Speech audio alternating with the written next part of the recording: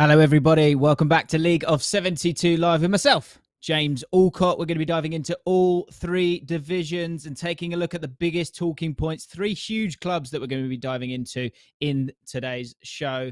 Get involved in the chat if you're here for the first time. I want to hear from you guys talking about the Championship, of course, League One and League Two. When it comes to League Two, we're going to be talking about Bristol Rovers with Charlie Hine from One Rovers Vlogs, and from the Bluebird podcast, we're going to be chatting to Mikey Smith from who's an Ipswich fan, talking about Ipswich if they've turned the corner. And I'm going to be I've got the pen out. I'm getting some tactical analysis off my chest when it comes to Cardiff and how to fix Cardiff City right now. But of course, we want to get you guys involved as much as possible. And so right off the bat, I'm going to ask a question. We're going to be looking at the Championship first. We're going to have a look at the results and bits and pieces. But the opening question is from the first game of the season. Fulham versus West Brom is the big game this weekend. Two teams coming down, of course, from the Premier League. They're second and third at the moment in the league. But which one of these two is going to win the game this weekend? Get voting right now. There should be a poll on the pop-up chat that's there for you guys. I'll be looking at it the whole way through. Also, get involved and tell me what you think about Cardiff right now, Ipswich right now, and of course, Bristol Rovers right now. Right, let's dive into the Championship then straight away. Let's have a look at some of the results from last week just to refresh your memory. Some big results. I'm going to talk about Cardiff City in just a second. And that was the first game of the weekend, wasn't it? And Middlesbrough beat them 2-0. We'll show you the goals from that in just a second. Coventry with a 1-1 draw against Derby County. West Brom, great victory for them. 3-0 against Bristol City. Absolutely dominated that one. Luton Town, 1-0 victors against Hull City. Bournemouth beating Huddersfield Town 3-0. They're still going strong, Bournemouth. Birmingham City turning it around a little bit, maybe. Let's see. Blackpool winning 2-0 against Preston North End. We previewed that last week, didn't we? Millwall versus Stoke City. It was a Millwall victory. Millwall really starting to turn the corner as well, actually. Starting to turn those draws into victories. Blackburn Rovers 2-0 winners against Reading. Next result, we don't really need to talk about that one. Barnsley losing in the Yorkshire Derby against Sheffield United. They were 2-0 down in that one. And Nottingham Forest, who had been so resurgent, getting pumped, like most teams do, by Fulham. Let's have a look at the table then, how that changes things. It is starting to kind of take shape a little bit. I think you are seeing a sort of chasing pact. It's something I said at the start of the season. It feels like there's those top three, and we're waiting for Sheffield United to sort of make their charge. That hasn't happened as of yet. We'll see if that does. But Bournemouth, Fulham and West Brom looking like they're a bit too strong at the moment. Again, that's why Fulham versus West Brom is such a big game this weekend, to see who out of those two, and it's two teams who've got very contrasting styles, just who is the best out of those two right now. Let's have a look at those fixtures then. Queen's Park Rangers versus Nottingham Forest. That's on Friday night. Fulham, West Brom, we've spoken about that, of course. Hull City versus Coventry City. Bristol City, Barnsley. Huddersfield Town, Millwall. Middlesbrough, Birmingham City. Preston North End against Luton Town. Sheffield United against Blackpool. Stoke City against Cardiff, who we're going to talk about in just a second. Swansea City against Peterborough United. Derby County against Blackburn Rovers. And Reading will be playing top of the table, Bournemouth.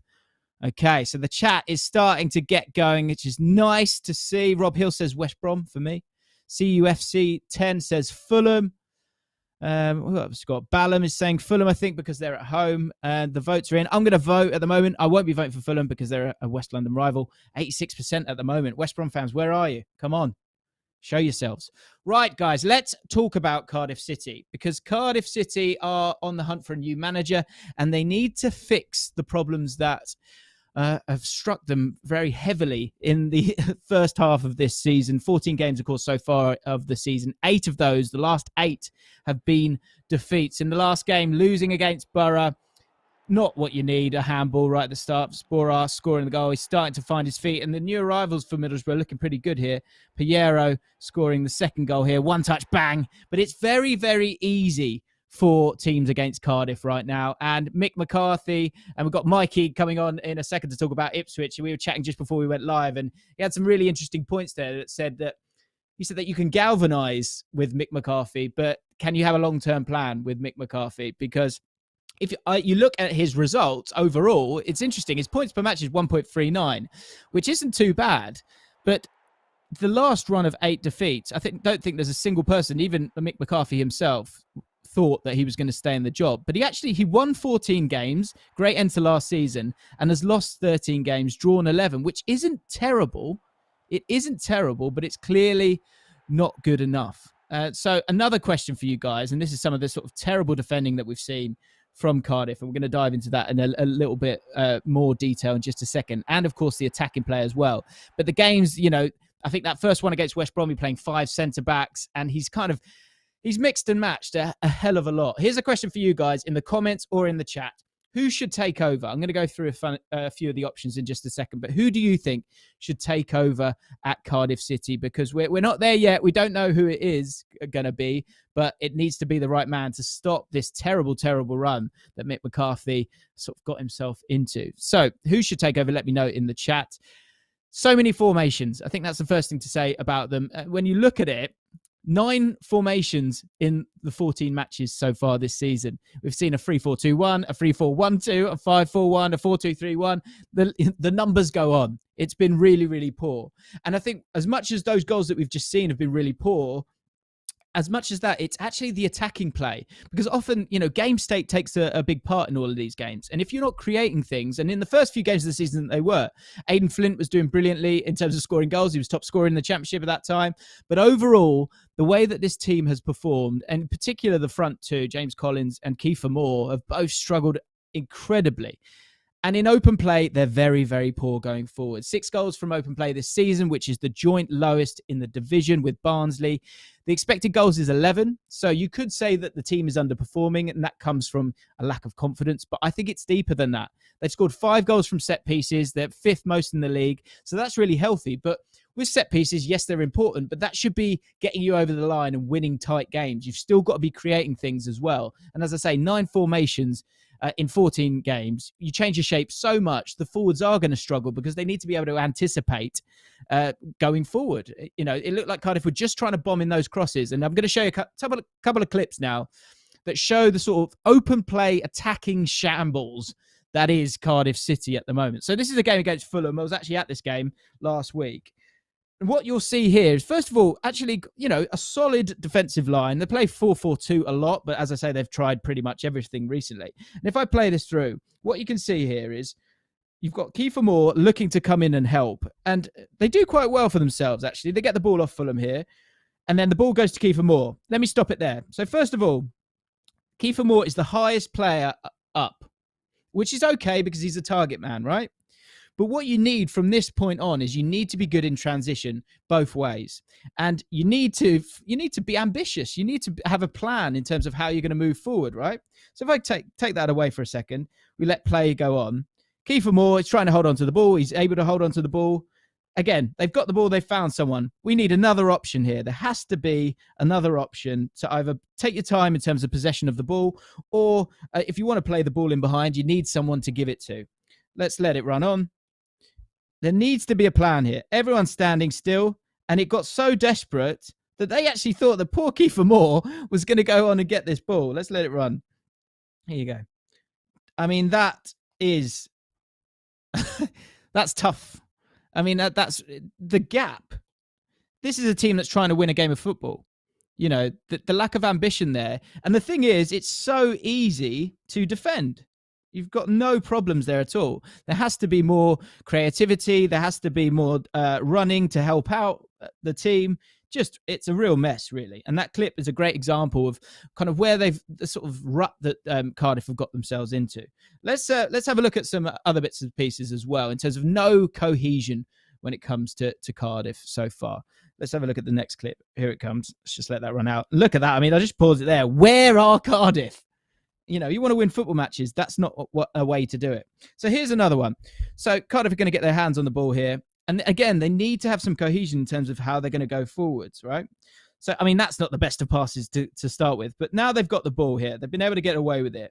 So here, there should be an option here. He should be looking to get on the ball here. You've got another runner here. There should be, really, if we pause it there, I would imagine that the pass should be pretty obvious. Comes here, spreads wide, you make the pitch big, or you go here and you drive. Let's let it run.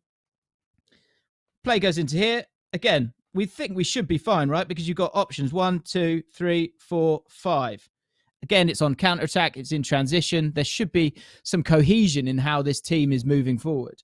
He could go here as well if he wants to. Just keep the ball moving.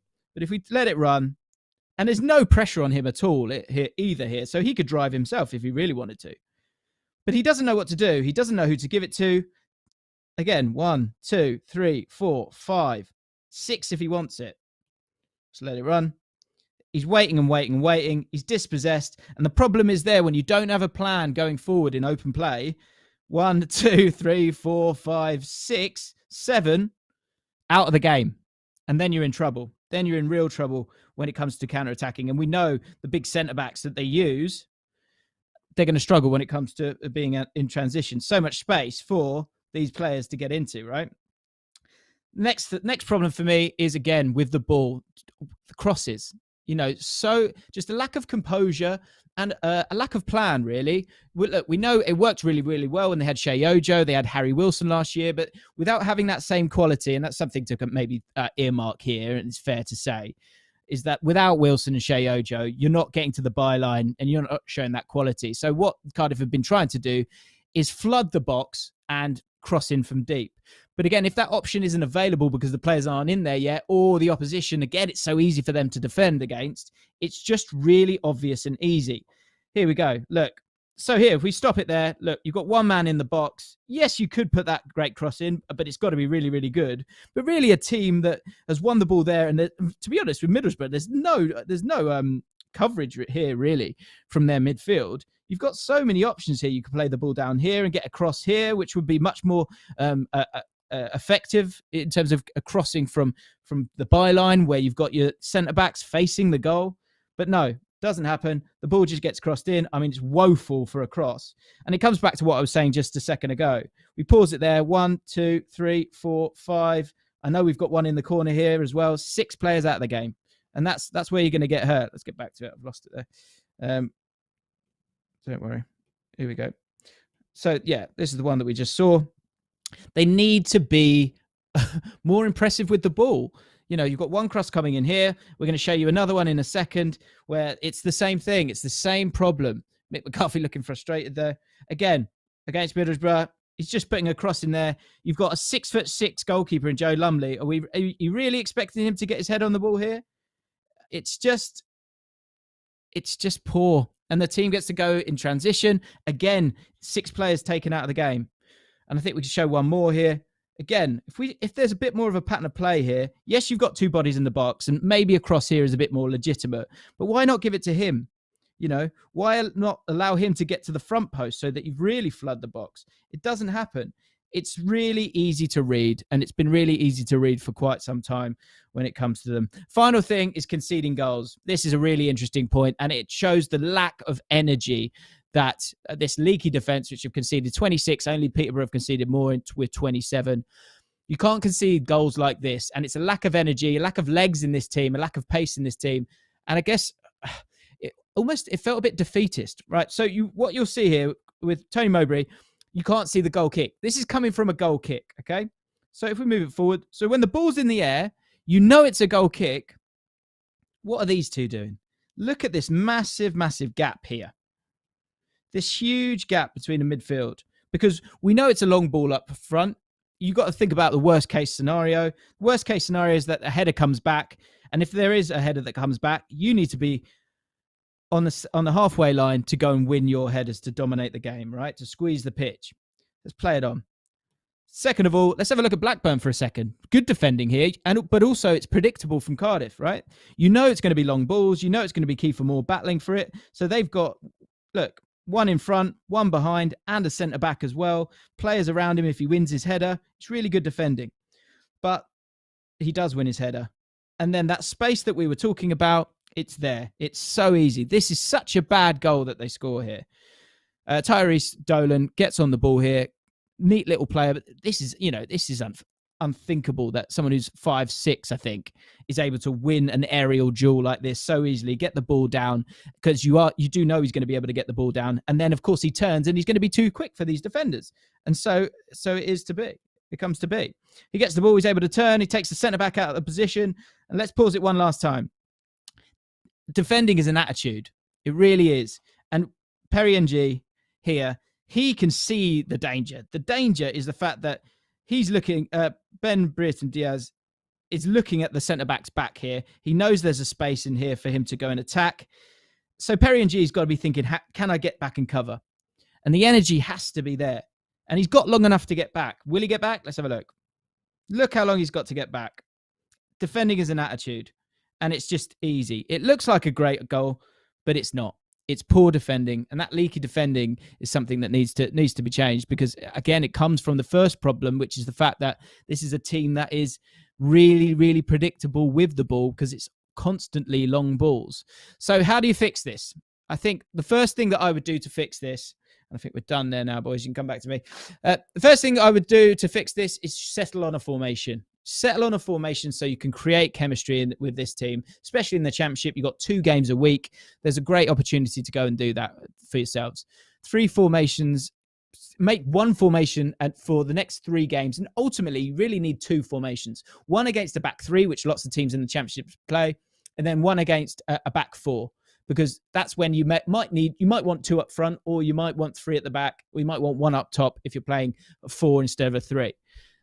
Not the 9 formations that Cardiff have been using so far. Second of all, you need to work on your pattern of play. There needs to be tactical familiarity. There needs to be an understanding of what's happening in attacking scenarios. Cardiff, both their PPDA, which is the amount of pressure you're putting on the opposition, is middle. Is the middle of the league, right? They're not a high intensity team, but at the same time, they've got quite a lot of turnovers, high turnovers. So they have bodies up there, which I've just shown you in those clips. But from those high turnovers where they win the ball high up the pitch, they haven't scored a single one. And when it comes to shots from those areas as well, that I think they've had 5 or 10. I think it's 10, which is terrible. When you've got 95 high turnovers, only 10 of those situations have turned into a shot. So there's no cohesion at all. Final thing that I would say, Ruben Colwill, Mark Harris, injection of pace and creativity, get the ball to these players and maybe allow Mark Harris to be an advanced forward, because at the moment, James Collins and Kiefer Moore, they are struggling up top there. You need 2 options there because it's just really, really obvious. And the 2 centre midfielders, Will Volks needs to be used in terms of his technical ability a little bit more, because at the moment, it's just been really, really dire. I'm going to go to the chat in a second, but the possible managers that might be taking the job, Jody Morris is one of the favourites right now. Steve Morrison is the current caretaker in charge. You'll remember him as a target man himself for Millwall for many years. Michael Flynn, who's just left Newport County, who would be a great option, I think. I think he's ready for the step up. Chris Wilder, who was a hot favourite, now seems to be cooling off. It's going to be interesting to see if he takes it. I think if you're a Cardiff fan, you're desperate to get Chris Wilder through the door, because I think he could both understand that this is a direct team right now, but also, move it forward to playing much, much better football. Here's a shout from me. I'm going to read out some of your shouts. There's also Tony Pulis in the running as well. My shout, and you won't get him, I can't see it happening, but Gareth Ainsworth would be a really good shout for this job. And the reason I say that is, 1, he can galvanise. 2, he plays quite direct. He plays very direct football for Wycombe. And I think you could use a similar style at Cardiff, because to completely change it is going to be very, very difficult at this stage. Let's see what people are saying. Jack Godber says Wilder won't go anywhere. Conte, says Aaron Leonetti. Some people have been saying Ole Gunnar Solskjaer is an option. Owen Reese-Edwards thinks Jody Morris would come in. The one thing I wonder about Jody Morris is that it might be a little bit... too much of a change. I would imagine he would want to get the ball down and play. Have you got the players to do that right now? I don't think you've got the pace to do it. I think that's the bigger problem. Steve Bruce says Jack as well. Spencer Gregory says Sol Campbell could be a good option. Eddie Howe would be an amazing option. Again, would he fit the style of them? That's the problem. Biggest problem for me with Cardiff right now is that you're stuck with this style and the personnel that fit this style of being direct. And so it's going to be a very difficult season for them, I think. Nathan Jones, another one from Joshua Baroth there. It's a good shout. It's a very, very good shout. Let me know in the comments below what's going wrong with Cardiff, guys, and also who you think should take the job. Right, let's move into League One. And first things first, I'm going to have to show you some highlights, because there was one game in midweek. Lincoln beating Wigan. Goals from Dan and Lundulu after 14 minutes, just nicking it there, crack a little through ball as well. There was a goal disallowed for handball. Can you spot it? It's pretty obvious.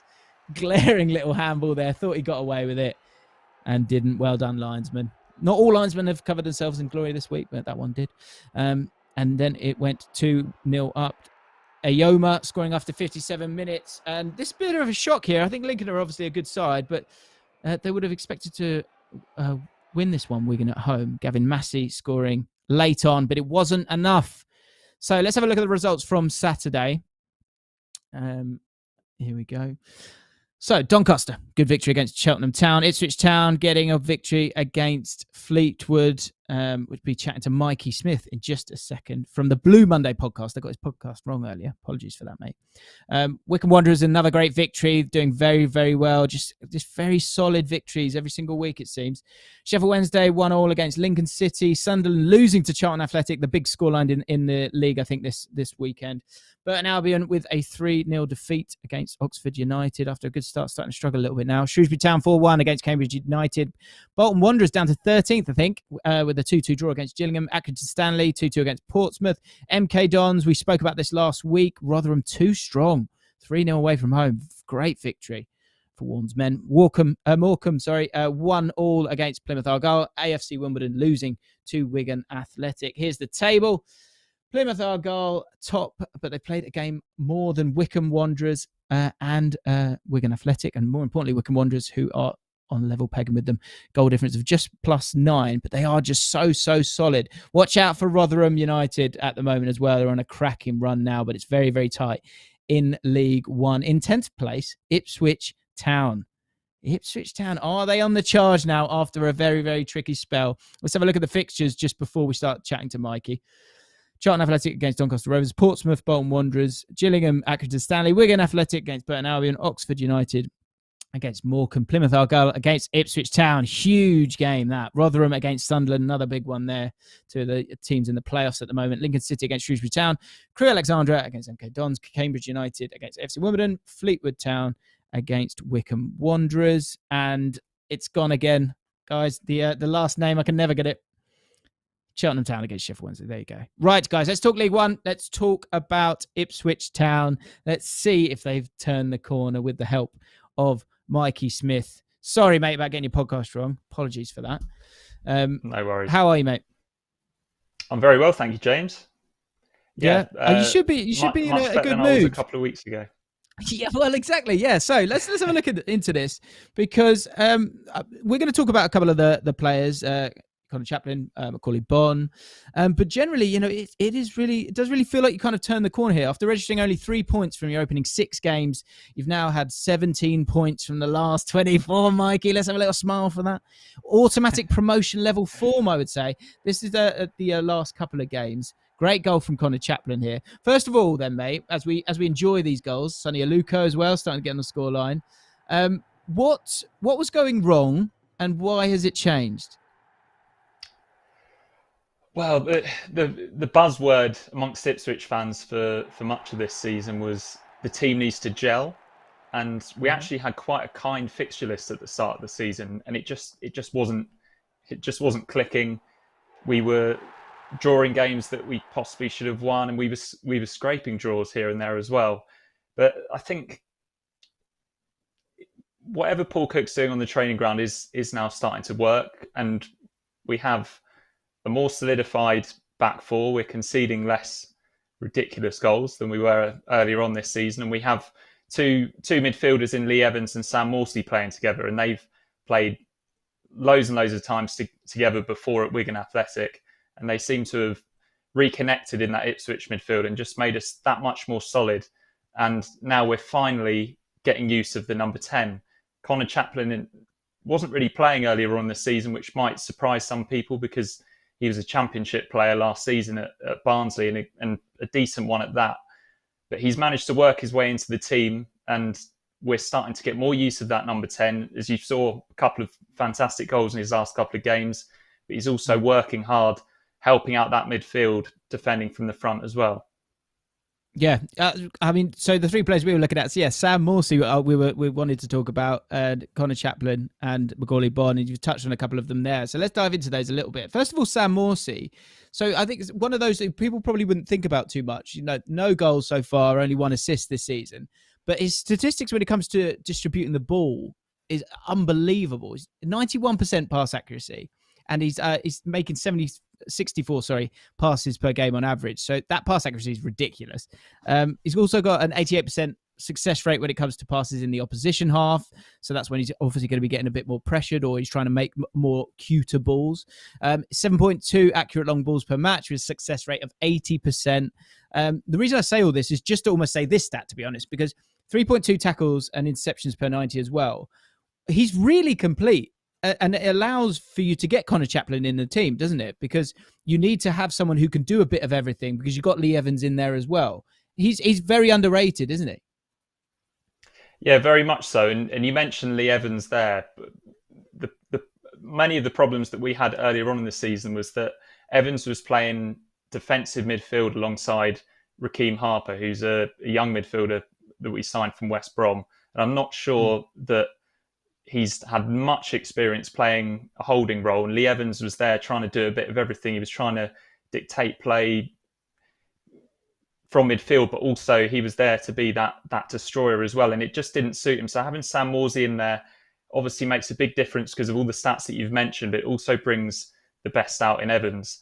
But yeah, Morsey, like really good on the ball, uses the ball really well, as you say, doesn't lose it very often, but he's very good off it. And yeah, every midfield needs a Sam Morsey or James Allcott. Cheers, mate. So me and Mikey used to play football together. What I used to do is I'd go and win the ball, and then I'd give him a hospital pass because he used to play right back. I'd just pop it to him, and then he'd have to whack it if it got to him. So Sam Morsey, I saw it as well when I was looking at the goals from the Fleetwood game. Is that the starting point was him actually for a lot of time. I think he won the ball, took out a player. That's the other thing. His dribbling's actually pretty good for the side as well. And like you say, it allows to have someone like Connor Chaplin, who it's interesting with Connor Chaplin because it's another one where he's starting to kind of, the goal involvements are there. So 4 goals and 2 assists so far this season. What's interesting, he's not your normal attacking midfielder. He's not even really attacking midfield. He's more like a sort of shadow striker. He's one of those that you kind of look at him and you go, okay, what is he bringing here? But he's very clever because he's only averaging 29 touches per game. And normally if you're that attacking midfielder who goes and gets on the ball, you'd be touching the ball a lot more than that. But so what is he bringing to the team as someone who's not touching the ball that much but scoring goals? Well, I think it's more the involvements that he does have seem to be in the right areas of the pitch. He seems to manage to get hold of the ball just outside the opposition penalty area. He isn't getting too involved, dropping deep or coming out wide. But he's making late runs into the box like good attacking midfielders do. And he's also defending from the front as well. Like on Saturday against Fleetwood, they had a very good young defensive midfielder called Matete. And he dominated the midfield in the first half. And Chaplin, just by dropping a little bit deeper and just giving him something to think about, really stopped Matete and really got us going in the midfield. Gave Evans more license to get on the ball as well, which seems to be a key thing for us at the moment.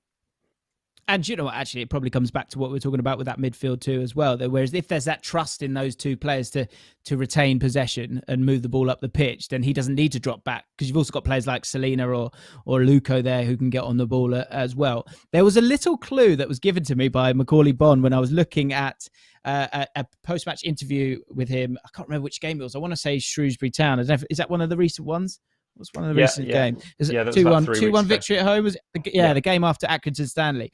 And he was talking about, I was saying to the boys when it got to late in the game, I was like, just hit the corners. Just hit the corners. I'll go chase it down. And I wanted to kind of look into that with this because I think as much the big problem for Ipswich has been keeping a lead. You know, in the opening 5 matches of the season, Ipswich conceded 4 goals after the 75th minute. So being that little bit more streetwise, and I think we can show you a graph now here, all being well. And what it should show you there, I know it's tiny, but it's a good graph, trust me. The graph shows how many clearances per game Ipswich have been making after the 75th minute.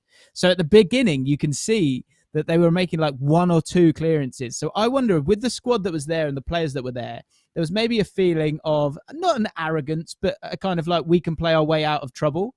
But as the season has progressed, now there's a minimum of about 3 per match. So maybe once you get in the lead, you're keeping those leads a little bit better. Am I talking nonsense, or is that something you've seen, just kind of seeing out the games a bit better? Yeah. I think possibly we are. It maybe didn't feel like that when Fleetwood equalised on Saturday, but it It's true. definitely has been a Yeah, true. problem throughout the season that we've got in front in games, and then we have panicked a little bit. But yeah, having the likes of Morsey in there has made a big difference. And I think it is about being street smart. And I think that maybe that's something that Paul Cook has been trying to drum into them as well, because maybe at the start of the season there was so much emphasis on how we were going to play this lovely attacking football, and we had quite a nice languid number 10 in Scott Fraser playing there before, and it was all about how we're going to get these offensive involvements. But now maybe because we're scoring so freely, and Macaulay Bonne, as you mentioned, he's just scoring for fun, which really does take the pressure off the attack. We're not actually creating loads and loads of chances. We just seem fairly prolific when we do get the chances. There's a couple of goals here from Bonne. He's just been so clinical, and that has just massively taken the pressure off. I mean, that one's a joke. Like there's no other. You don't take that shot on like that if you're not in great confidence. Even that's a bit aggressive there, which is great. I think it's Wes Burns, isn't it? And he's there at the back post as well. 9 goals in his last 10. I think 10 goals overall. And interesting, I remember that first game against Morecambe. This is great, by the way. Let's just take a moment and enjoy this. See you later. That is just, and I can speak from knowing, because last season he struggled at QPR. I really did, and I don't know if it's. I think he actually could well be a championship striker. I know there's a lot of banter on Twitter with QPR and Ipswich fans, and Ipswich fans don't want us to recall him in January, but the way it's looking at the moment, you never know. We might need to pinch him back. But last season there was a feeling that he was.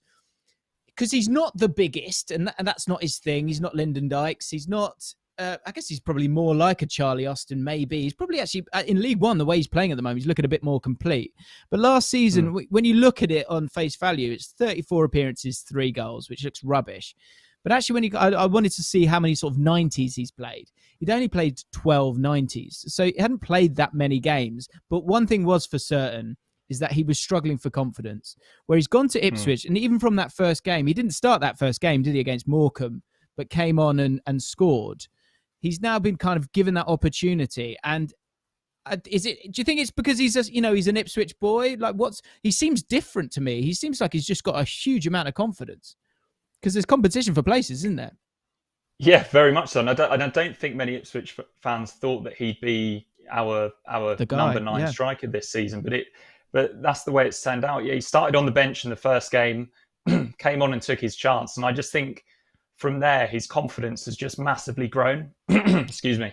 Because he is, like you say, he's playing for his hometown club, and he's got his mates in the crowd, and the fans took to him straight away. Obviously helped scoring on your debut, but being an Ipswich boy, and a genuine kissing the badge, he is actually a genuine Ipswich fan. He isn't just somebody that's come through the academy but actually supports Arsenal on the side. He's a genuine Ipswich boy, and I think he's drawing comparisons to Daryl Murphy from a few years ago, because we had him on in various loan spells where he didn't seem particularly confident in front of goal, and he had to play out wide at times. But then he was given the number 9 shirt ahead of the 2014-15 season, and he just started scoring goals for fun, all types of goals as well, which is exactly what Macaulay Bonne is doing. And like you say, in terms of style, he is, at least in League One, looking like a really good all-rounder. He punches above his weight in the air. He's good with the ball coming into feet. He's got pretty good pace.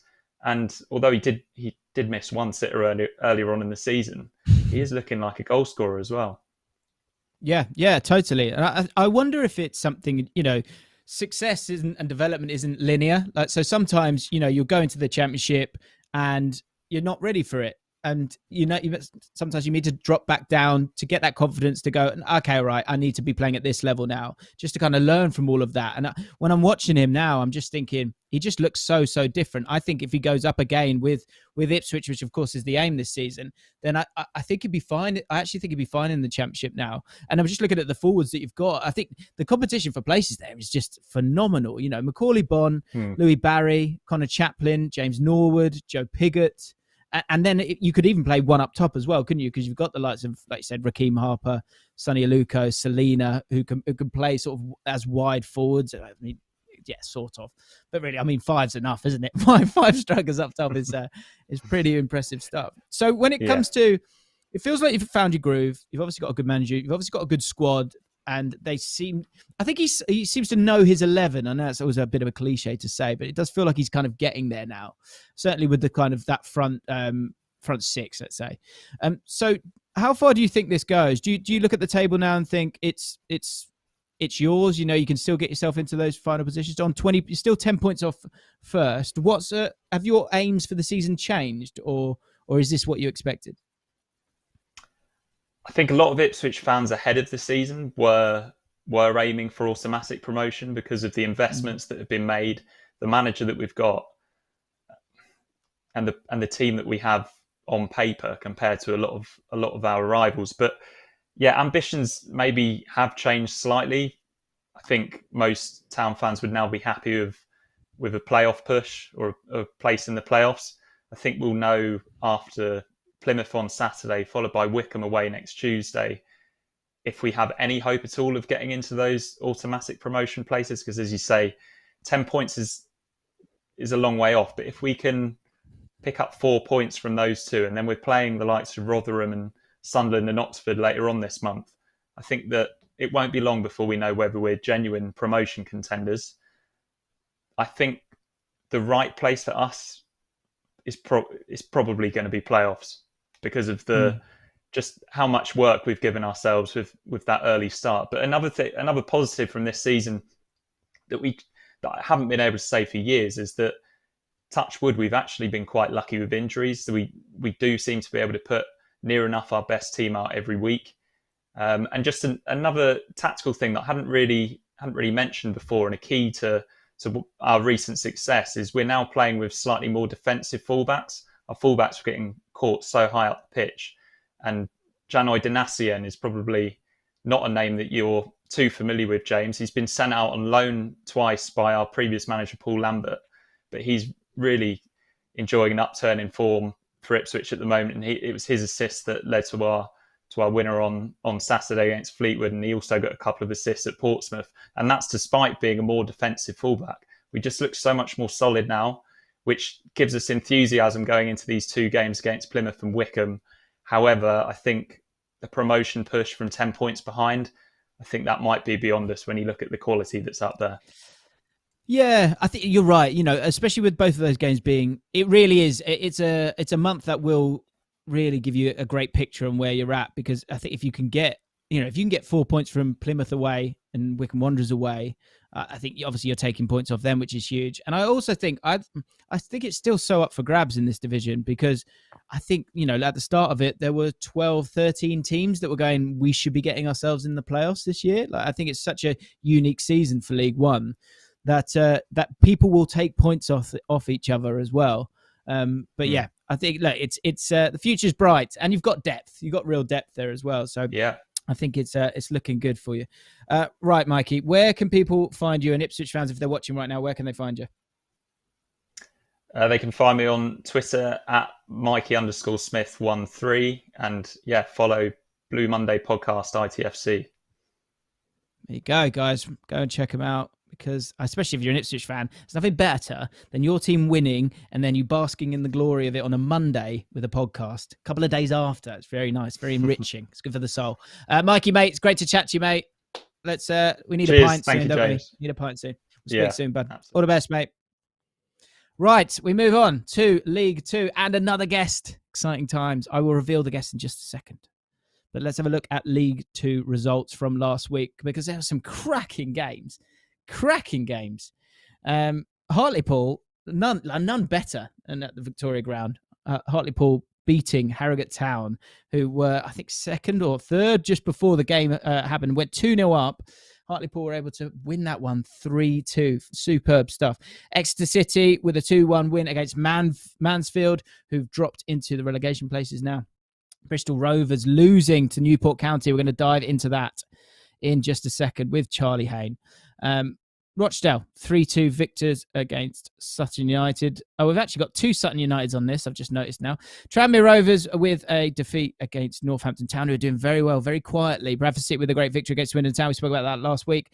Forest Green Rovers beating Salford City 3-1. Stevenage 0-0 against Leyton Orient. Walsall 2-2 against Barrow.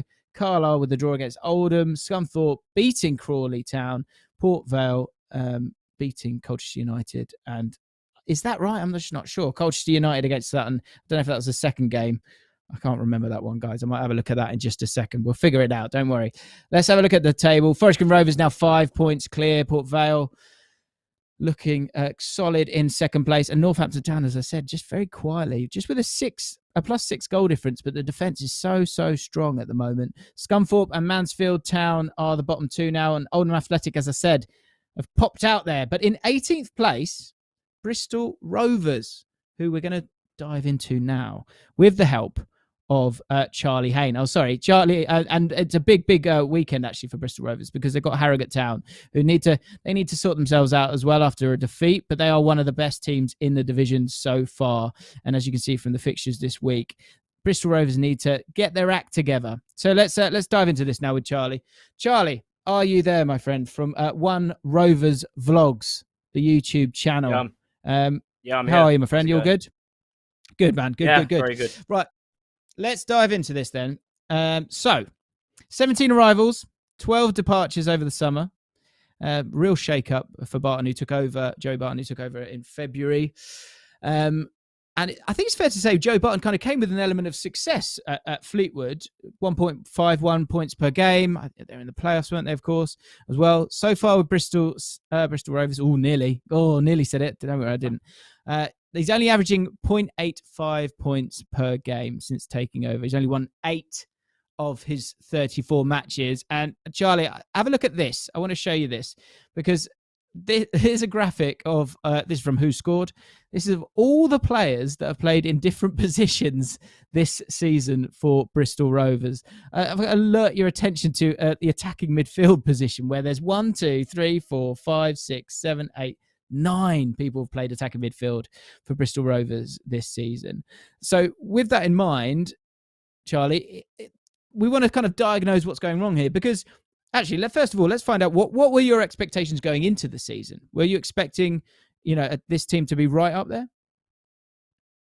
I mean, yeah, definitely. I think, me on my channel, like especially when we've seen all the players we brought in, like me being pretty optimistic. Usually, I said to win the league, or get in the top 3. But it's just been terrible. It's carried on from last season. The fact that, like you said, you brought up that graphic there, and making so many changes, still doesn't know his best team. It's been mad. It's been with all these changes, Charlie. So we'll show you that graph again. Why have there been so many changes then? Is there, is it him trying to figure out, who wants the shirt? I know he said it in his post-match interviews. He's saying he wants people to kind of make a claim for the jersey. Is that why he's changed? Is it right that if it's not working, you change it? Or do you feel like he needs to be a bit more settled with his selection? I mean, yeah, he definitely needs to be more settled. He's always changing it. I'd love to see how many changes he's made, because we have had a few injuries, but you can't, that's no excuse. Every team's had injuries. We've got the quality, but he doesn't give them enough time. Like, say for instance, we beat Carlisle 3-0 at home, and then he kept the same team, I think, for Bradford away. But then he made like loads of changes again and just tried to shoehorn all the attacking players in the team. It's just, there's been nothing to fill me with. It's just been so inconsistent, and it's been very, very bad. Obviously high expectations as well from fans, and it's after an awful year last year, of course, finishing bottom of League One. And like you said, his record sort of speaks for itself, but there's loads of things. Like the most frustrating thing, I think, is the way how we're so easy to play against. That's the thing that annoys me most. Yeah. So, last game was against was Newport, of course. Newport, first game with their new manager. And what I want to kind of alert you to here is, it's interesting. The defending for all of this is just a bit easy. Terrible. It's just a little bit easy. This, it's a poor kick from the goalkeeper here, and then they're able to get their way through here. And still, even the finish, which is it's got great ingenuity there, but it's pretty disappointing. But this is This isn't new. Oh, is this new? Yeah, it's Newport. Pittman, of course, with a screamer, which he can do, but I think there's a lack of mobility here. Here's the one here. This is from a counter-attack. So I think that Bristol Rovers were really struggling to stop Ollie Cooper in the midfield for them. He created 4 key passes in the game from only 45 touches, which basically means every 11 touches, he was creating a chance for Newport County in this game. And that last goal, as you can see, there were 3 counter-attacks from Newport during the game, 2 of which resulted in a shot, and the last counter-attack ended up in that goal there. So with that in mind, it makes you feel like there's something kind of wrong defensively. And I think we can show some goals now, Charlie. Talk us through Bristol Rovers' woes defensively at the moment as we have a look at some of these goals. Yeah, I mean, the main thing I think is that he's always changing the defense, which doesn't help any team. He's never settled on a team for more than like 1 or 2 games. He's always changing it, and even by that, any fans would be like, it's never going to be good if you keep changing the team. And it's just there is been. It's just so frustrating, like I said, how easy. You're hurting, aren't you, mate? I've never. It's just, like you look at other teams, like say Newport, very organised, always play with the 3-5-2. Like you said, you got Cooper in there, and they know what they're doing. Like at Rovers, because he changes the team like almost every single game, and of course, before that game he played. He went with the same team apart from one, which Anderson come in for Harry's because he was suspended. But he just, even against Newport, he tried to put Anthony Evans, who's more of a calm, more left midfielder, in the centre midfield role with Whelan. And Whelan, he's 37 now. He's played 3 games in a week. And against Newport, who are full of energy and looked like they wanted it more. And, it's just, very, very annoying. Well, let's stick with that shining light that is Anthony Evans, because I think there is something there, and you've taken the words out of my mouth, because that was part of what we'd seen and wanted to talk about when it came to Anthony Evans. Because with that game, you're playing a 4-4-2 against Newport, and as you say, you've got someone like Anthony Evans who wants to get forward, wants to contribute for the team, and he's assisted 5 from his 9 starts, which is pretty good for a team that's not very good going forward. They're only averaging 1.1 big chances per game. So for him to come in, he's kind of the only option, it feels like, at the moment, in terms of someone from midfielder who's going to do something. So you want to allow him to kind of get forward and score goals and create stuff for them. But like you say, if you take him out, Glenn Whelan can't play in a 2, surely, at 37. I mean, he's been like that kind of player throughout his career, where he sort of sits there and gives it either way. Is that glaring with him? You see it with the counter-attacks, as we were talking about. There's no doubt that he's glorious on the ball, but does he need that little bit more help in midfield? Does he need 3 in there? Yeah, I mean, the most frustrating thing with that is that they're like, obviously we've got Coots as well, but to be fair, Whelan, he's had a slow start because he was out, he was a free agent for quite a while until we got him, but that's the other thing that sort of worries me and that we're lacking is like runners in midfield. We've got Finley, who's been quality, but he's been injured quite a lot this season. And we've also got Josh Grant, who we got from Chelsea last year, but he's been injured a lot as well. So Whelan's, I think, a lot of people expected Whelan to be sort of this player who you bring on to shore up a game or something like that. But because we've had quite a few injuries, and because of Coots as well, who's been very, very poor, probably one of our worst players this season, he's been poor. So Whelan's had to be playing, and he hasn't done that bad, to be honest. But like you said, you can't expect him to be playing every single game at 37. Yeah, well, I just feel like he maybe needs a little bit of help there, because let's have some good vibes here. Let's show Anthony Evans just briefly, just show some of his assists that he's offering up, because he's got a bit of, he's got a great delivery on him for the team. And I think in terms of set plays, not too bad this season. I think the starting point was 3 at the back. It was a 3-4-2-1 there, and I feel like maybe that's it. In terms of seeds of hope, I think he needs to get the best out of your best players, and I think the best way of doing that is to, you've used 6 centre-backs so far this season. use 3 of them, have a solid back line, because then that means that you're not going to get hurt on the counter attack like you have been so far this season, because it gives you that base that even if you've got the guys bobbing forward, you've still got 3 to help yourselves out when it goes down the other end. Because I think often from crosses as well, you've been hurt by that. And maybe if you've got 3 centre backs in the side, that guy in the middle, that can be his sole focus, is making sure that they're not getting caught in between the 2 centre backs either side when those crosses come in. Final thing then on Bristol Rovers. At the moment, you're currently in 18th place. Give Bristol Rovers fans some hope here. Come on. Give them how does this get fixed? How does this get solved? How do you get yourselves in the playoffs? And how far up the table do you think you can go this season? Do you think you can salvage this? Well, at the moment, and the way we've been playing, unless East Barton sort of changes tactics or does something, I can't see us get.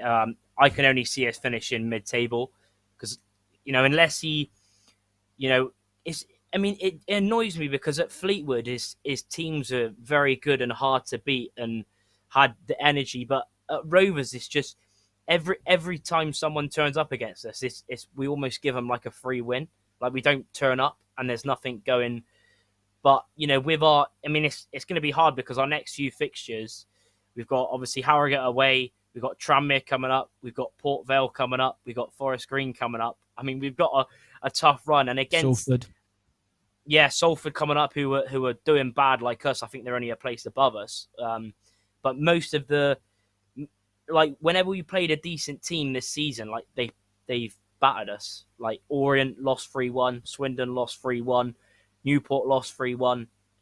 I can't, even though I'm usually a lot of with a lot of positivity, but the amount this club and everything just drains you, and but I don't know what to even if you get rid of Barton, like we've had so many managers. It's funny enough you had the Ipswich fan on as well, because that's when it went downhill. Because 2019-20 we beat them away 2-1. We were 4th in the league with Graham Coughlin, and then he left, and then we've had like 4 managers, and Barton's record has been terrible. He's only picked up 26 points out of a possible 96 in the league. So that just tells you, and I can't see it getting any better. I hope it can, of course, because I want us to do well and try and push for the playoffs. But I don't know when it's going to change, especially with the tough run. Well, you never know. It might be this weekend. Okay, I tried, guys. I tried. I gave him. I said, "Give me the hope. Give it hope." And he went, "Nah, he's not having it." That's okay though. But we all support in different ways. Maybe they need to allow you to get off your seat, don't they, Charlie? That's what we need to see. Help me, help you. That's, like Jerry Maguire. Well, Harrogate Town this weekend for you guys, away from home. Doesn't actually get much harder than that. So we'll see how you guys can get on. Maybe Joey Barton can figure this one out. I think he's got the players there. Yeah, I think maybe it's something to do with injuries. It's certainly down to the fact that you need to get the best out of your best players. And he's currently not doing that. If you're a Bristol Rovers fan, let me know what you think about this. Charlie, my friend, where can people find you? Where can Bristol Rovers fans find you? Yeah, at One Rovers Vlogs on Twitter, and my YouTube channel is One Rovers Vlogs as well. There you go. Thank you so much, Charlie, for having a chat with me. I hope it all turns around quickly. Maybe we'll get you back on, and it'll be like Ipswich earlier on. You'll be them. You're the Ipswich. Hopefully. That's ready to turn. That's it. Right then, guys. Thank you so much for spending a bit of time with me, diving into the EFL on League of 72 Live. So much great content on the channel. So if you are watching right now, make sure you subscribe to the channel. Hit the like button. Let me know what you think your team's going to do this weekend. I'll be having a look at the comments. And, of course, check out the cracking content that is on the channel. I'll see you guys all very, very soon. Thanks for watching. Goodbye.